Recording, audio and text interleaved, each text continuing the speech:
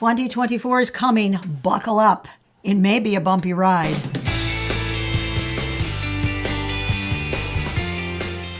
We all know prices are rising, but ultimately what we really want to know is how are those rising prices going to impact our personal lives? Larry and I see about 6 different factors that make us think that frugality is not only going to be more important in 2024, but we believe that it's going to be necessary in 2024. We're going to run through those 6 different factors. Then stick with us because we're going to give you some help in figuring out how you can not only survive, but also thrive in the coming new year using frugality as the primary method of doing that. If you don't know us, I'm Larry. And I'm Hope. And we're from Under the Median, where every week we bring you videos on practical frugality. One of the main things that Americans are not doing right now is that they're not living within their means. And one of the indicators is that they don't have that $1,000 emergency fund that Dave Ramsey talks about. That's just a basic amount for your emergency fund. That's not really the full amount you need. 6 in 10 Americans don't even have that saved up for an emergency. 70% of Americans live paycheck to paycheck. I have seen statistics as high as 78% living paycheck to paycheck. And that includes 50% of those making $100,000 or more per year. Factor number 2 that we see is the personal savings rate. Now, the personal savings rate, according to the U.S. federal government, is the amount of money that Americans basically stockpile after they pay their taxes and after they pay all of their bills. The amount of money that Americans save every month actually shocked even us. Before the pandemic, the amount that Americans were saving was about 7.5%. That's for their personal savings. But that drastically changed after the pandemic. It went way down to 3.5%. Learning new ways that we can save money, super important and super fun for Larry and I, but it wasn't always that way. We didn't always have the handle on our money that we wanted to have on it. But there is one reason we were able to solidify our goals and meet those financial goals, and that is we met with John Creekmer from Creekmer Wealth Advisors. Creekmer Wealth Advisors is our partner for this video.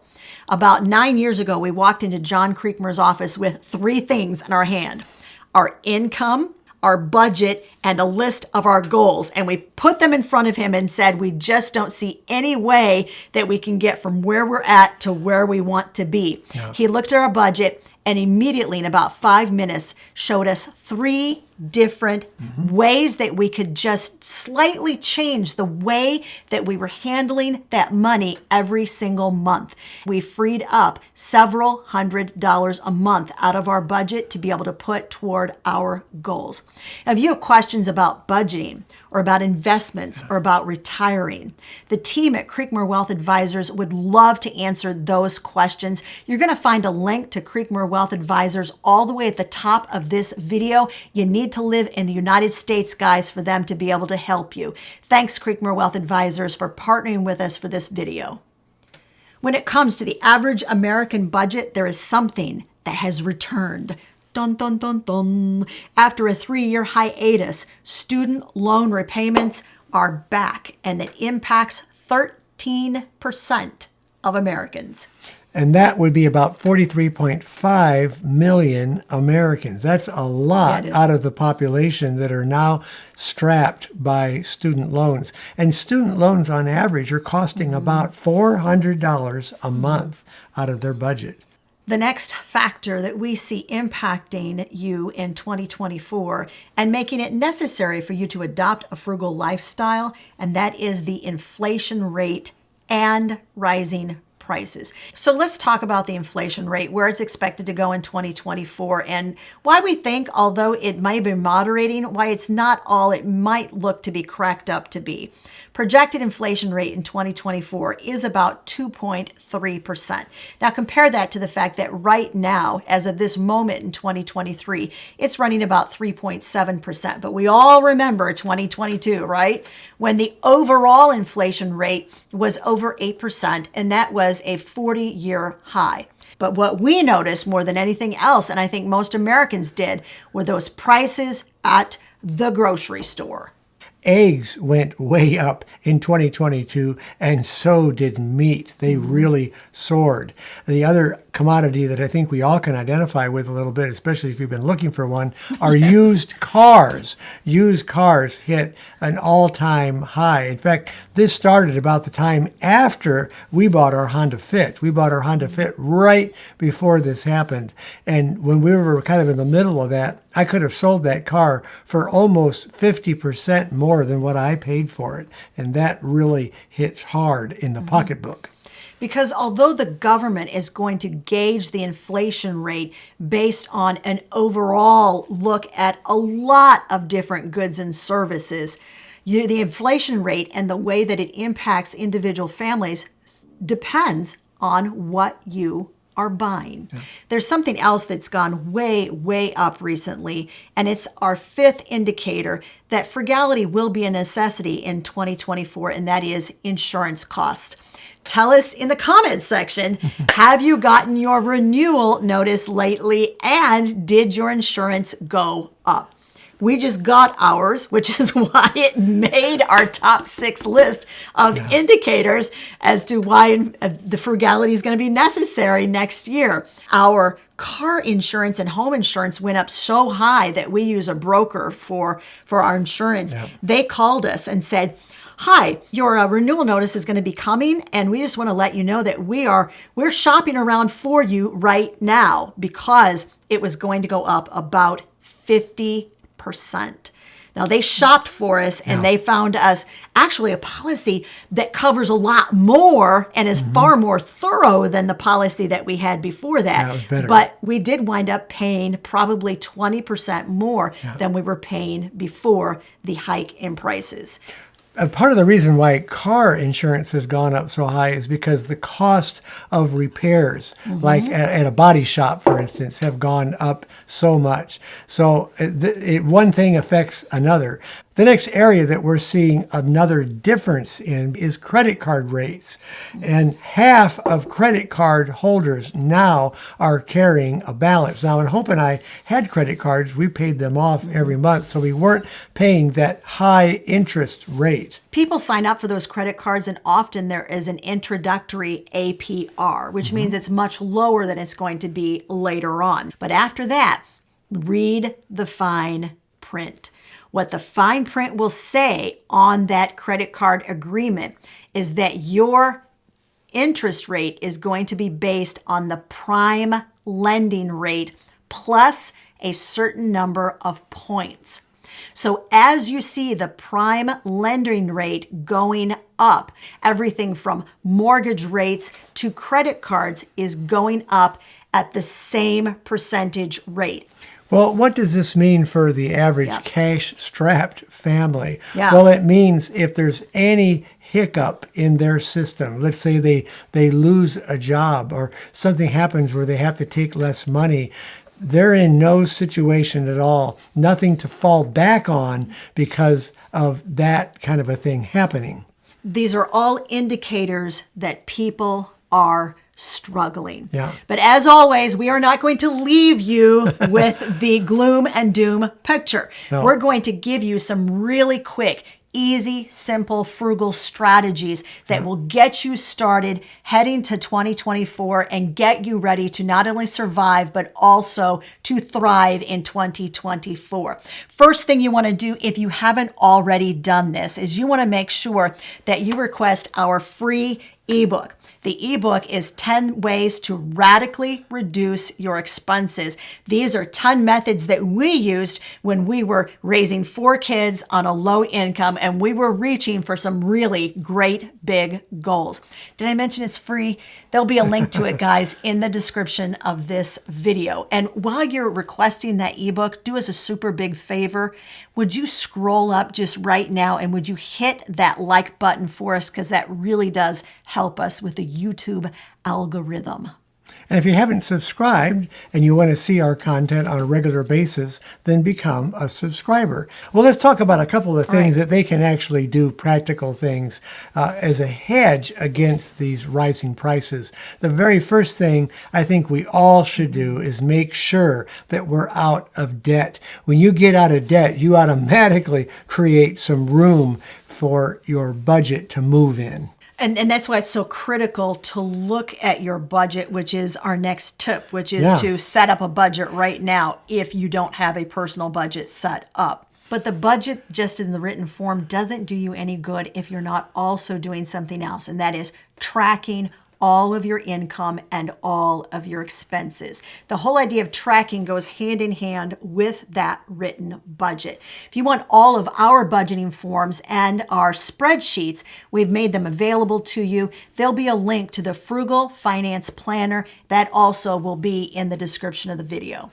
Once you've tracked all of these finance numbers, then you can make adjustments as you need to get to where you want to be. Let's just say, for instance, you find out you're going to get laid off, or that your salary is going to be cut back at work, or your hours are going to be cut back at work.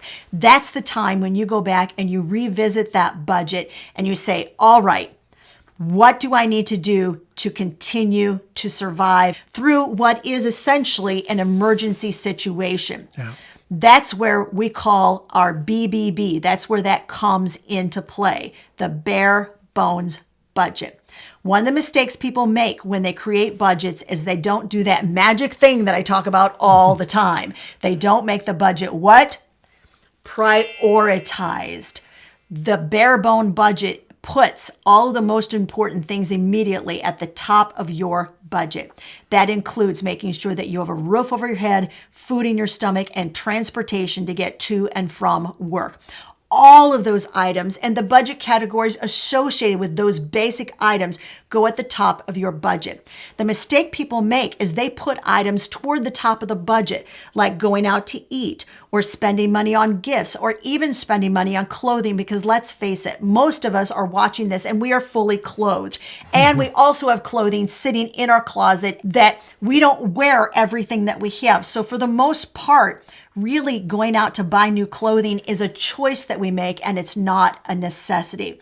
You tend to put those things toward the top, and then you run out of money toward the end of the month on the essentials because you've already spent money toward the first of the month on the items that aren't essentials. So if you flip that on its head and put the big three, the bare bones budget items, at the top of your budget, then you work your way down to those items which are not essentials. You will find immediately that you have freed up a lot more money in your budget. And as we mentioned, freeing up that money, super essential right now. One of the areas that we can really focus on are the areas of unnecessary expenses. And this would be some of the things that you have, like, let's say, Netflix or Amazon Prime. We don't absolutely have to have those things. During difficult times or challenging times, we can cut those for a period of time so that we can make our budget work for us. Here are some other areas you might want to take a look at. Cable television. I know I just stepped on a whole lot of toes there, but the average cable television bill runs close to $100 every single month. So that is a lot of money, my friend, to free up in your yearly budget. Eating out a lot. We're not those people that are going to tell you you can never set foot inside of a restaurant if you are trying to live a life of frugality. That's not us. But we are going to tell you, if you are having difficulty meeting your monthly bills, that eating out should be one of the first things that you strike off of the things that you like to do every single week. So think about how much you really want to eat out. How much do you really need to buy those brand new clothes? Do you need those new clothes, or do you just want them? Or can you find some clothing at a used clothing store and get it for a lot cheaper? Collecting collectibles. I know it almost sounds like a stutter, didn't I? Collecting collectibles. We're talking about things like Beanie Babies. How many of you bought Beanie Babies during the Beanie Baby craze? We did not, but we know personally people who did. And they paid a boatload of money for those hard-to-get beanies and then kept them. And years later, they're giving away at garage sales for 50 cents and $1 or $2 per little Beanie Baby because they lost their value. Why? Because they were a fad. Before you invest in something or spend your hard-earned money on something, think about, is this really a fad? Because it may be.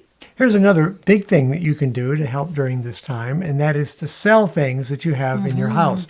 Go through and take a little inventory and maybe get a box out and put some things in a box that you know you're not going to use or you really don't need. Maybe you haven't used it in years.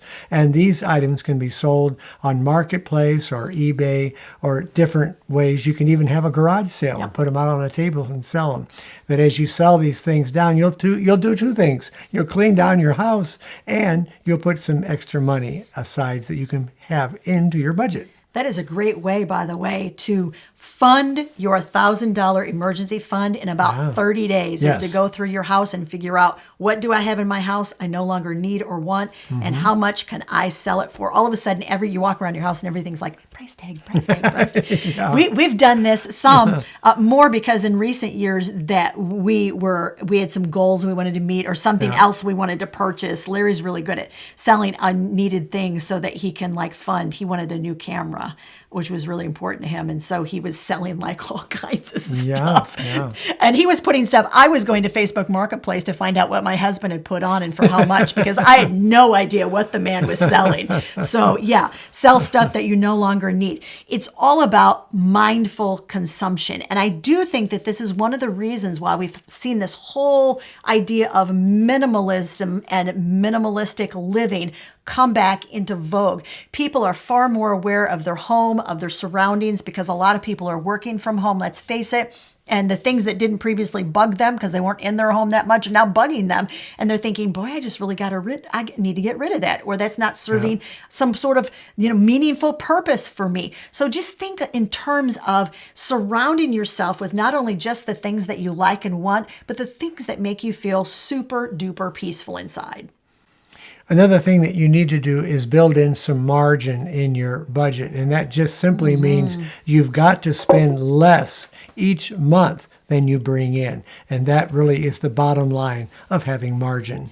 Then the other thing you can do is cut your monthly bills by 10%. And this is what Hope and I call our 10% challenge. This is where you get together for about a 20-minute meeting. You look at all your categories and you get a total of 10% cut down from all of those categories. And that really isn't all that hard to do. We always have money going out that we don't have to put out there. What we're trying to say is when it comes to the new year, there are some trends that absolutely will impact your life. But thankfully, there are also some frugal trends that will impact and change your life in a positive way in 2024. If you want to know what those trends are in frugality that we think you need to pay attention to as it gets closer to the first of the year, that video is right over there. Take a look.